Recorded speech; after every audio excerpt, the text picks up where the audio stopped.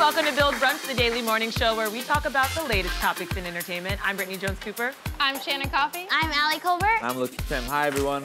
Welcome. Woo! Today we're going to talk about the e-bike craze hitting Hollywood and why Anne Hathaway's next drink will be in 2036. Plus, Unbreakable Kimmy Schmidt's Mike Carlsen stops by. And later, Michaela Coel joins the table to discuss Black Earth Rising. But first, for a horror film icon, actress Sarah Paulson is actually a scaredy cat. Paulson revealed to CNN that the irony isn't lost on her that she's known for portraying moments of terror, especially through her latest roles in M. Night Shyamalan's Glass and the Netflix hit Bird Box. woo!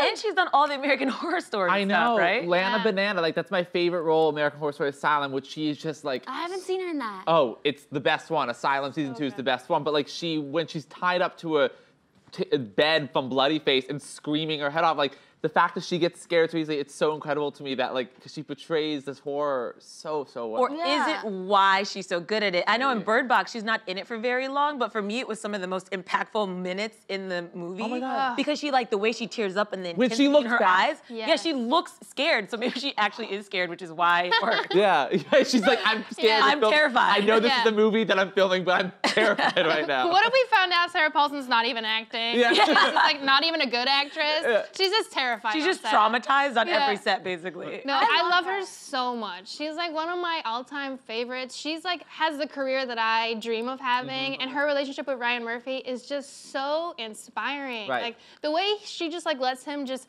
She basically says like he says go here and I go there, and like he believes in her so much. Like I loved when she recently directed an episode of American Horror Story. He was just like. Right there with the megaphone, like supporting her. Yeah, I saw all of those posts on her Insta feed and like his too, being like, Sarah did this one, and like, man, she's cool. She's great. And speaking of Ryan Murphy, she is going to star in his first television show under his incredible, magnificent Netflix deal, Ratchet, which follows Nurse Ratchet, like as a prequel to the movie One Flew Over the Cuckoo's Nest or whatever. I'm so pumped. We love Ryan Murphy. We love Sarah Paulson. We love Netflix. So this show is gonna be unbelievable. So this deal is gonna be awesome. Yeah. It's just for us. It's basically. just for us. I feel like it's just for me. The name Ratchet makes me laugh though because it means something completely different in my world. Right. Like, that girl's Ratchet, like Urban Dictionary if you don't get it. So when I saw that, I was like, what is this show gonna be about? But I think Nurse Ratchet is a little Ratchet though. She might be a little Ratchet. Yeah. I don't know. So. Have you guys seen when Sarah Paulson's on Ellen and Ellen scares her? It is so funny because she's legitimately scared. I think the first time she did it, she actually got under the coffee table and like was scared and she like drugged the bit out like a lot. And then I think the last time she tried to scare Ellen and then Ellen creeped in and scared her. Can't scare So Ellen. good. Ellen. You can't. Yeah. Anyway. God. We love Sarah Paulson. Yeah. Come on the show, Sarah. Yeah, oh my God, Let's kiss your please? feet. Yeah. I think I would die. I think I would just pass out and die. Yeah, you probably would. And You I'm pass excited to out. see her in Glass. She just seems so yeah. cool, I think is what it is. And I love that she started her career later. Like she was like well into her 30s, like mid-30s before she got any notable role. And she had a small role in that first season of American Yeah. Horror Story, which ended up being a larger character as it went on. But she was like in 2 episodes kind of, and just with Jessica Lange, which I'm sure is intimidating to act across Jessica Lange, and ended up becoming the co-star of the show, which is such an incredible journey for her. It's a testament to her talent. Woo, and woo, how woo. good she is. Yeah. She should come to Build, please. Yes. Please. Come. We call you. Come. Let's summon her.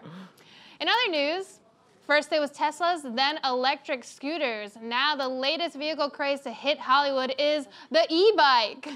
According to The Hollywood Reporter, more and more celebs are taking to the streets and commuting to work on e-bikes. Ooh. E-bikes. Let's all ride our e-bikes. It's so much fun to Electric say. bikes. That seems fun because is it that much work? It's a Vespa. Yeah, so that's fun. There's, like- Motorbikes are fun. Duh. There's like 2 options. One, when you can like pedal assist, or like when you can pedal and they can help you up like steep hills, and one is just like the bike does all the work for you. I want to be like the New York City delivery guys who are just like rolling on those bikes, not pedaling at all, no effort. But they almost kill people. Yeah, but they got a job to do, and my pizza's always warm, so I salute I them. tell this. Wait, I'm telling this story. I was getting out of the car, for your pizza though. getting. Wait, is that Miley? Yeah. Yeah. that one. Can't you tell? But I was getting. couldn't see. I'm getting out of my car with my grandparents, get out of a taxi, and you know there's like these bike lanes now, right? Oh, And we're getting out of this car. No, this is before. I think you told it on the show, but you should tell it again because we have so many new viewers. Anyway, long story short, my poor grandfather almost got hit by one of these people on a bike, and I'm like, it's dangerous in New York or whatever. Yeah, I mean, it's an occupational hazard, but I have seen the delivery men successfully use them. Delivery men are some of the most important people in my life, so I'm glad that they have access to these. And then I use City Bike, so I don't own a bike, but I use the bike share. You do use City Bike? I do use Wow, City Bike. fuck you. Why? I hate city bikers. Why? Why? They're so annoying. They're always in the way. I stay in the bike lanes. No? When Wow. I thought that When played people- funny, but that just played really mean. I'm sorry. I was like, sorry? I'm trying to save the environment. No, Zero no. carbon Fine, emissions. okay, fine. It's a workout. I mean, I can No, keep good for going. you, good for you, good for I you. thought but you now they have. specifically had something against City Bike versus regular bikes. I think I do, but I don't know why. Okay. I think in Cool. LA, Think about it. I think it's a bigger deal in LA because traffic is such a problem and carbon emissions is such a problem that Yeah. anything to reduce those two things would be incredible because you've lived in LA forever. I lived in 2 years. Like, Smog it is is- the traffic's miserable, so to be able to bike and get around that. New York, I feel like there is the subway. There are other means to get around that you don't Ugh, the necessarily need to subway. bike. But we do need to alleviate the subway. The Yeah. Yeah, subway that's is too damn crowded.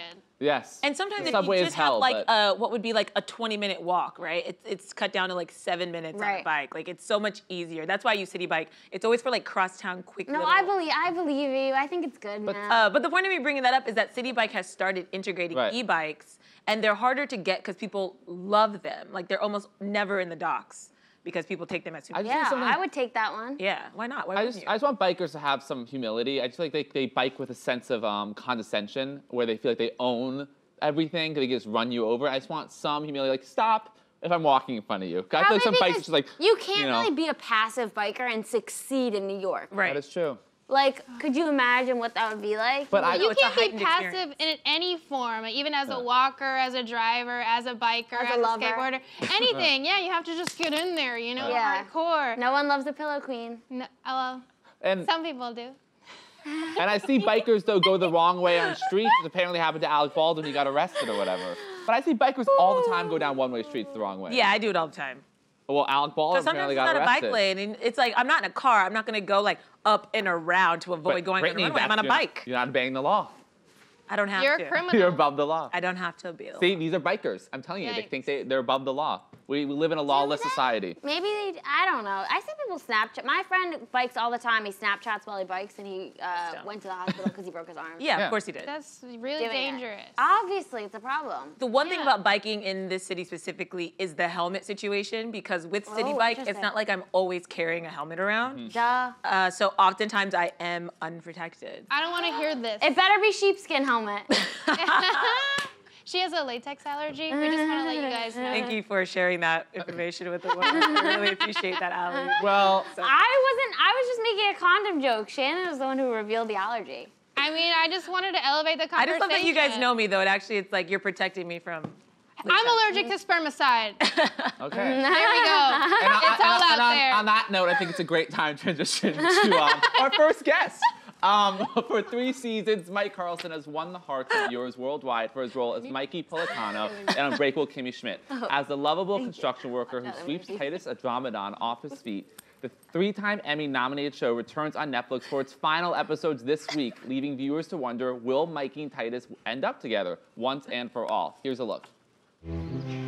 Hello, Michael. I'm glad I caught you during lunch.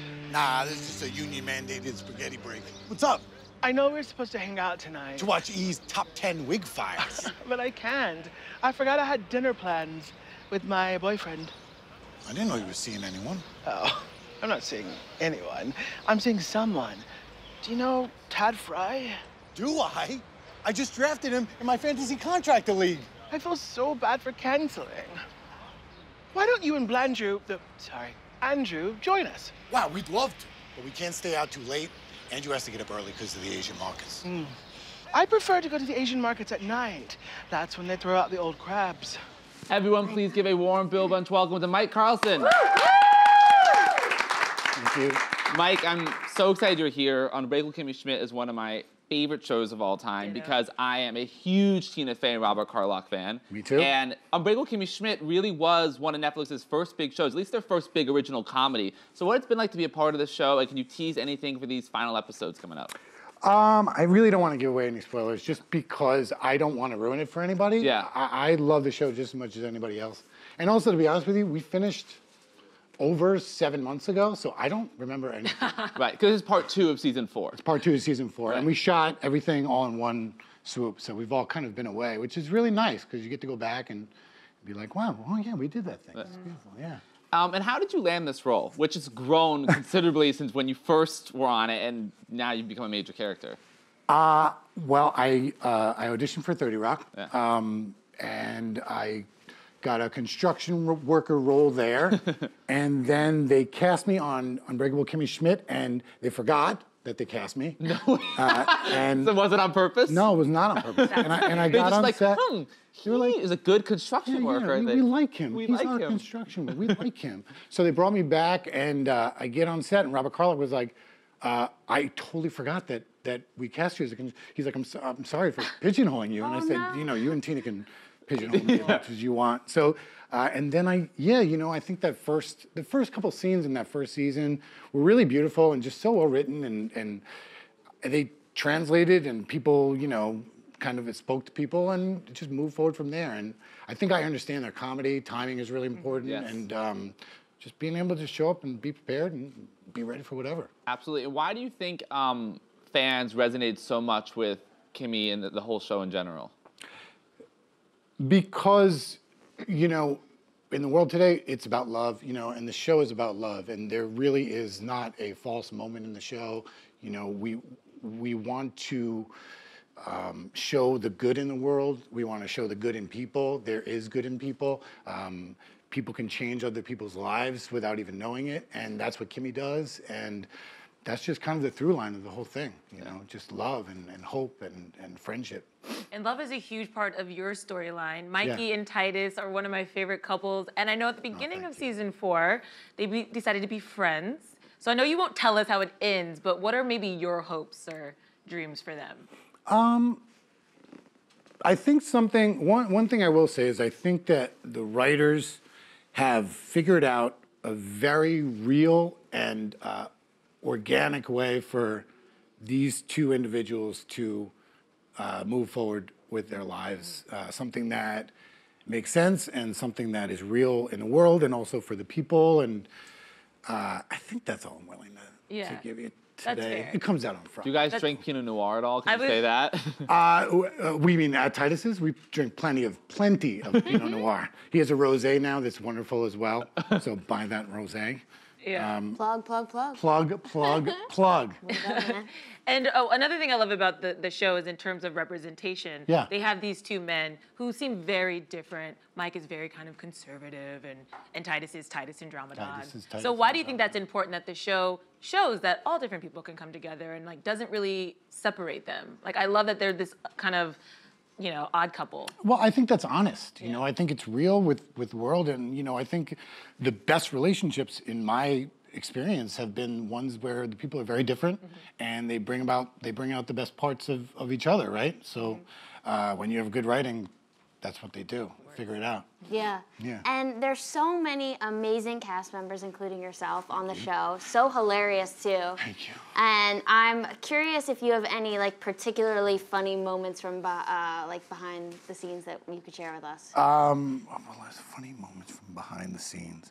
You know, I don't really just with Titus. I mean, just you know, we are literally laughing. Through takes, we are literally cracking each other up, and we've been doing that for 4 years, and that's one of the things that I'm going to miss about this thing. Just that camaraderie with, you know, Carol and Jane and Ellie and Titus. They're just wonderful people. Yeah, and that's so nice to hear. And I know we talked about 30 Rock, but working with Tina Fey. Yeah. Can you share a little bit about that? I mean, she's such an icon. Tina, when I rapped, Tina was the first person to come up to me, take a selfie with me. She is the type of boss that you always want to work for. You know, if they ever want to do something else with Kimmy Schmidt, I am down 157%. I will run through a wall for those people. They are the best bosses, and there's nothing. Whatever they want. I'll sell my soul. I feel that way. I'll do it. She can have me. Yeah. She's really, and she's just a a wonderful human being, and I think it's important that people know The that. best in the biz. They do, but Yeah. you know. Clearly you loved being on this show. So did. how was it shooting that final scene? Like, was it emotional for you? I'm not ready. I'm not ready to go there. Whoa. No, it was. You're a good actor. Oh, that was fake? I was like, wow. Wow. I was there for you and you were just faking me Thank you. out. I was looking for tissues. Yeah, I was like, we gotta help him. Thank you. Thank How you. was that last scene? It was as you would expect. I don't know. It was scary and exciting, and you're sad and you're kind of freaked out, and you have to find a job, and you know. But it was everything that I hoped that it would be. It's very weird because we literally finished like 7 months ago, so I'm trying to backtrack through my mind. like, and what you're is this show? wait, so what did we shoot last and what did we do? But I'm just really excited for everybody to see it. Well, looking to the future, you're in a movie that's going to be with Billy Crystal and Yes. Ben Schwartz called Standing Up, Falling Down. Tell us about that. Yes, Billy Crystal plays a alcoholic dermatologist, and Ben Schwartz is a failed stand-up comedian from Los Angeles. Sorry, and he runs back home to Long Island, and they meet at a bar, which is my bar, and it's just kind of about how they learn from each other and help each other grow and help each other kind of figure out life and become better people. I think it's a really great script, and I'm really excited about it. Can't wait. We're Yeah. so excited for you. Mike, thank you so much for Thank coming. you so much. This is so fun. fun. You guys are fun. You guys are fun. Thank you. You can catch the final episodes on Break with Kimmy Schmidt this Friday, January 25th, only on Netflix. Exciting. Well, guys, Anne Hathaway is quitting drinking for the next 18 years. The actress, who is all set to star in the upcoming Serenity alongside Matthew McConaughey, recently appeared on the Ellen DeGeneres show to dish on this new resolution. Take a look. Have you guys ever had to do a meeting hungover? You don't have to admit it. And so I was just kind of like stumbling in one eye open, and I was trying to convince him about certain things about my character. And at the end of it, I said, listen, I've got a confession. I was hungover the entire time. And he just goes, oh, really? I couldn't tell. And then 2 days later, we had another meeting, and I showed up. He said, oh, now I can. Yeah, the difference between the other meeting. And then you quit drinking after that, right? I did. I quit drinking back in October. Like forever? For 18 years. I'm gonna stop drinking while my son's living in my house, just because I don't totally love the way I do it, and he's getting to an age where he really does need me all the time in the mornings. Wow. Yeah. I did one school run one day where I dropped him off at school. I wasn't driving, but I was hungover, and that was enough for me. I didn't love that one. Yeah. Another reason I don't want kids. So It's true. It's very, I'm not very quitting true. drinking.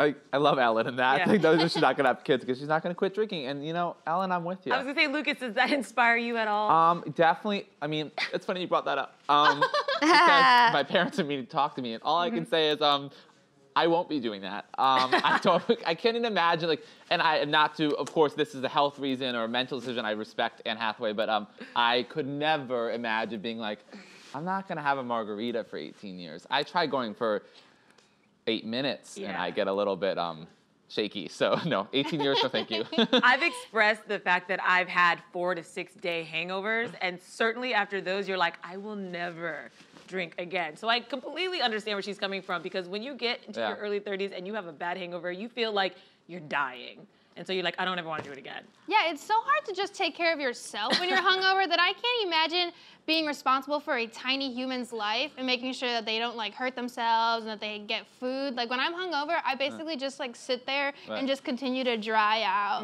and dry out, and I just like flake away into nothingness. Yeah, my friends who have children, like we'll go out and they'll be like, oh shit, and I'll text them the next morning. I'm like, how are you? And they're like, I've been up since 5. My kid wants to watch like Looney Tunes or whatever kids watch. I don't even know. And it's like the most miserable experience. This is reminding me of, like, now looking back in my childhood when my parents clearly were hungover. Not saying they were hungover all the time, but like clearly this time, like, oh, you're, like my dad would come down, have an asthma, like kind of being like tired, like, well, where's mom? Like, she's not feeling well. She's tired, and the door will be shut for like 12 hours that day. They're like, oh, mom's really sick. It's because they went out the night before. My parents were not subtle about that at all. Like, they would come home, my mom would be like, I'm drunk, and my mom would like eat ice cream. I remember one time my dad like puked all over my sister's bed. Oh, because he came home from partying and he wanted to say hi to my sister and hug her, and he was like, I think I'm gonna puke. Oh no. It was hilarious. Anyways, when I first heard this, I was like, oh, Anne Hathaway, this is such an Anne Hathaway comment. I was like, she's gonna be sober for 18 years? Like, who says that? Like, just take a pause from drinking. And also, I never thought of her as someone who like had any problem with like substances. She just seems like such an uptight theater nerd. I was like, she's not drinking. This girl doesn't party. But then when I watched that Ellen clip, I was like, oh, it sounds like she's an alcoholic. Well, I think she for real had like an awakening. From the sounds of it, she was on a set with Matthew McConaughey and his wife, and they were drinking one night, and Matthew McConaughey, as we know, can party, and she said she couldn't hang with him, and the next day she just felt horrible. So I love that Matthew McConaughey like basically ruined her life. Yeah. Yeah. Yeah, but even just, totally, he has ruined a lot of people's lives, but just like her, I don't know why I said that. I don't know why I said that. I was like, give me the backstory. Yeah. I was like, what do you know? Did he also throw up on your sister's bed? Oh, because that Gold Rush movie, remember that movie he did? I loved that movie. Hey, Kate Hudson, I thought it was fine. You better pull back. Isn't that Sarah Jessica Parker? No, it's Kate Hudson. Kate Hudson. You know what? I was They're both drinking like with my tan dad. and blonde in it. They look the same. But even Anne Hathaway's like word choice in that segment, when she was like, I don't want to drink while my son is living in my house. Yeah. It's like, that's not like a chill word choice. It's not. Like, it sounds like girl's got to take a break. Right. Does make you rethink Les Mis a little bit. Yeah. Does it? Because that's like pulling out her teeth to get booze. Like, no, I mean, that kind of, how do you get through that? She was incredible when she won the Oscar. I mean, like, I get it. I need to come home and have a drink after that. This is the episode where we say things that don't make sense. Yeah. Yeah. I'm just like, makes you really think about couches. And everyone's like, I do think this is a fair assessment. I do have a lot of friends who have little kids, and there is this like love of wine, and it's always like, mommy's juice, like, and they always joke about it, and they're like, end of the day, wine, wine. And I do think maybe for some women, that routine gets a little too routine, and I respect her speaking outwardly, like, hey, I'm gonna take a break. I actually think it is like an important thing for her to say. Right. Yeah, I think it's a cool thing to make that choice to be present for your kids, because it's like sometimes when you like alcohol a lot, like you're just like kind of messing up. You might think you're working at 100%, but trust me, you're not, Exactly. okay? It's just like 100%. driving. 1,000%, just like driving. My friend growing up, I would go over to her house and hang out with her, and like I remember like I would see her parents a lot, and her dad just always would repeat himself and just like stutter and just like kind of fall, and like she was like, that's dad. But I was like, no, like your dad has a drinking problem. Yeah. You know, and he would just like walk around. I remember her mom would go to sleep at night with like a big glass of wine next to her bed. And I was like, that's not normal. And she was like, really? I thought everyone. Like, you don't realize the things your family does that are not normal until an outsider is like. Right.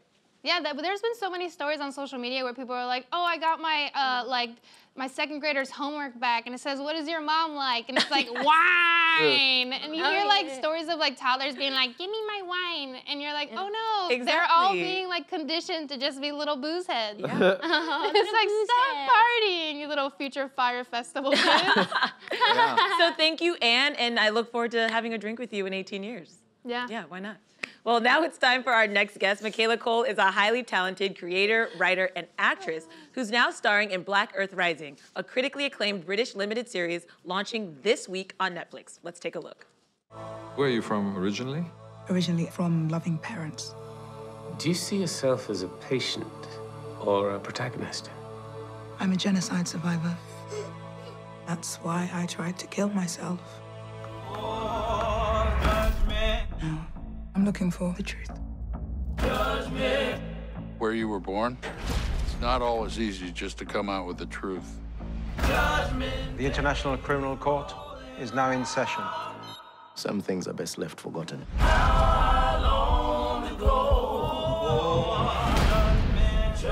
She keeps giving me things about my past. Why? What for? Everyone has been lying to you. The only chance of a real escape from the past is for everyone to recognize it. The truth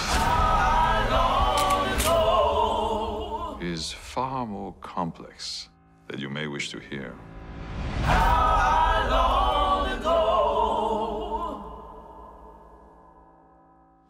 Everyone, please put your hands together for Michaela Coel. Michaela, how are you today? I am very, very, very well, Brittany. Yes. I've been listening to your conversations about city biking. Uh-oh. Okay. I am a cyclist. I've tried the city bike. It's very heavy. They're very clunky. That's right. But I think It's they do that so clunky. people don't steal them. Or don't ride them at all. Right. Yes. Yes, They're, yeah. they're decorative, really. It's heavy. Yeah. I tried, and I'm a bad cyclist. You wouldn't like me. Wait, why are you a bad cyclist? I'm the one that's like going the other way on the one way. You know, it's bad. It's bad. And the helmet thing is not always a thing. And I was even worse of a driver. So Wow. I was a really bad driver. So really, transportation with you. Basically, I shouldn't leave. You shouldn't leave your room, really. Or it's very exciting. Yeah, you know, it's just like on the keep front. it, Yeah. you know? Keep it Nothing is fun. promised, including life. Including life. Just risking it. Well, Michaela, we are so excited to talk about Black Earth Rising. I've heard such amazing things about it, and I'm happy that we're going to get to see it here because it blew up over in the UK, right? I mean, I hope so. Yeah. Well, I mean, I think it's clear that it did, the fact that they're bringing it to Netflix here. So how exciting is that for you, just that people are receiving it so well? Do you know what? It's amazing. It's been great to be a part of. I've learned a lot of things. And also Hugo Blick I was one of his biggest fans because his writing is just so mysterious and things are unfolding per episode and your head top's being blown off all the time. And so to be in one of these projects, and it has a lot of relevance to real life history and real life current situations. So it's amazing. It's going to be on a big, big, big platform like Netflix. And take us through your prep for this, because Chewing Gum, which we all know and love you from, is comedy, and this is a very dramatic role. So how did you have to kind of prep differently to get into this character? Oh, very differently. I mean, with Chewing Gum, because I wrote it, it's almost like I didn't even prep for the acting. There wasn't any time for that. But this, it was a drama. It meant I had to really connect with a character who has deep psychological trauma. She doesn't remember her childhood. She doesn't remember her own name, her family.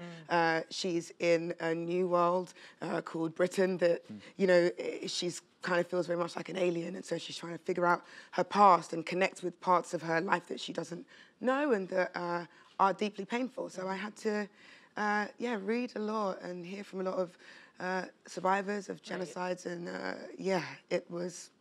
it was very different from Chewing Gum. Yeah. Yes. Very different. And you said it there, but your character, Kate, is trying to uncover these truths of her past.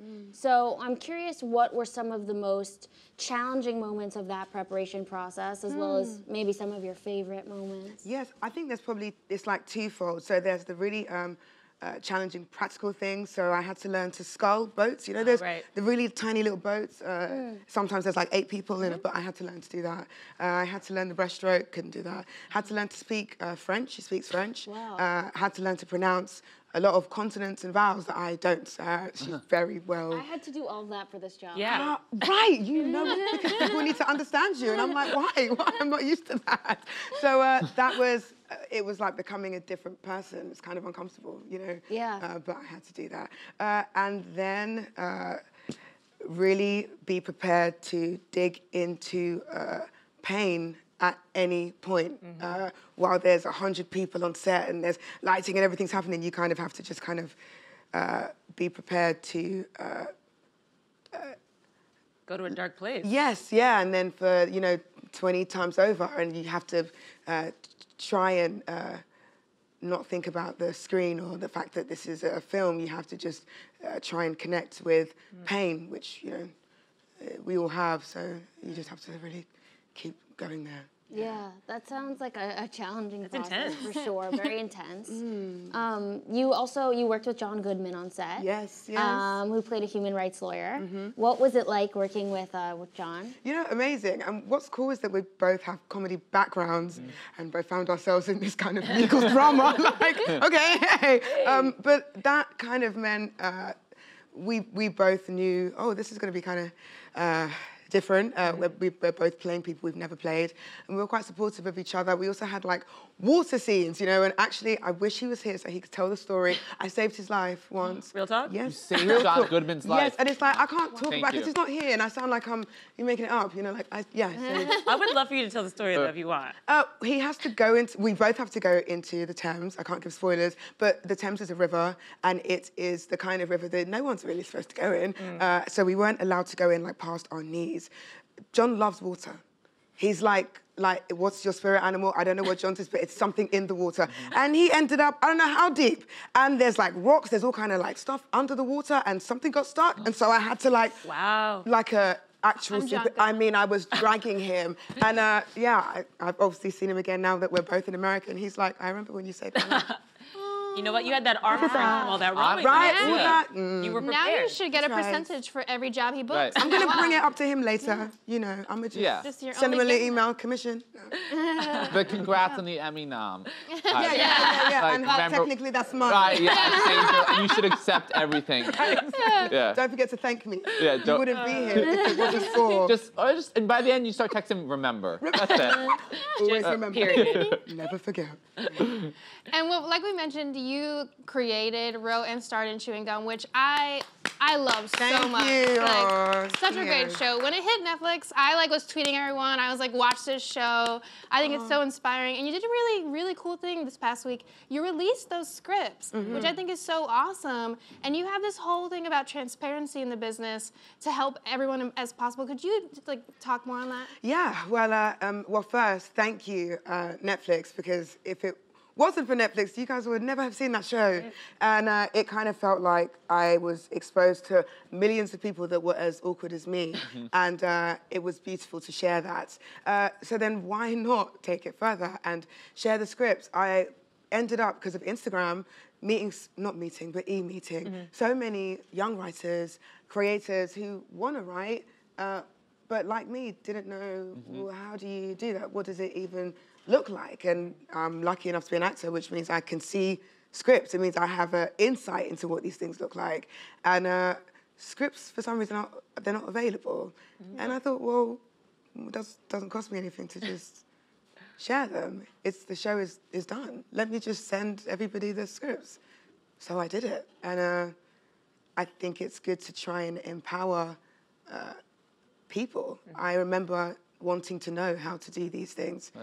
My first draft of episode 1, I did 41 drafts, and I didn't need to do 41 drafts. Had I just seen what something like that looked like? So why not? Maybe be part of somebody only having to do 20 drafts. You know, it's better and it's easier. And transparency is huge for me. It's not always very clear. I don't think any business or corporation is clear, and I think I see part of my job as being trying to shed a light for other people, trying to say, keep your eyes open, it's a little bit foggy up here. You know, it's a little bit murky, you might need to keep your eyes open. Yeah, it's part of it. That's badass, I love that. I love that. I am. It just Thank you, removes guys. that barrier of entry that's so intimidating, I think, for so many people. Yes. It's so hard when you're a young writer. Like living in LA, and I wanted to write, and you try to get access to scripts, and especially they're very systematic of how you have to do it and where you have to go and what you have to write like. So to give that access to people is really so cool. It's so cool. Yeah, because I mean, it's like if I was always wanting people to remove the barrier, I can't then cross the barrier and just look at the closed barrier and go, oh well. A lot of people do that though. It's a choice. There's very few of you that are out there helping people on the other side, and that it really is so impactful. Yeah. It's what I would have wanted people to do for me, and people have done it for me. There's a reason why, you know, Netflix bought my show. That's removing a barrier. So I'm trying to do the same. So cool. And speaking of Netflix, so now Black Earth Rising now being available to Netflix, which has over, I don't know, 100 million subscribers. So like that's a third of this country. It's a large amount of people. What does it feel like now that this show could be seen by that large of an audience? Do you know what? It's Are you nervous? I feel like maybe I choose to like not think about that. Right. Because then it gets weird. Yeah. So yeah, I'm like, why am I in New York right now? I live in London. What's going on?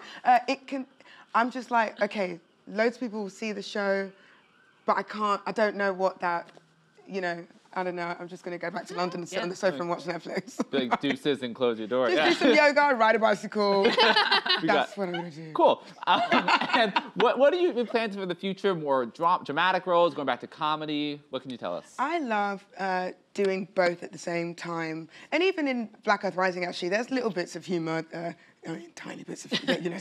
You have to try, and there's a little, there's some... John has great, like, moments of light relief, you know, in a very kind of harrowing story. I like doing both. I'm writing, starring in and producing a new show for BBC, and that is it's both. Yeah. It's dark, but it's funny. BBC allows a lot of creative freedom with those shows. I love the BBC. They really do. Yeah. That's so exciting. I can't wait to watch it when it goes on the air. Hopefully it's available to us in America, whatever. We'll figure it out. Well, America. Yeah. You have so many fans at this table, and so we are so excited to see this, and so excited to meet you and just hang out. Thank you for joining us. Pleasure. It was fun. Thank you, guys. And everyone, make sure to check out Black Earth Rising on Netflix starting January 25th. We'll see you all tomorrow, same time, same table.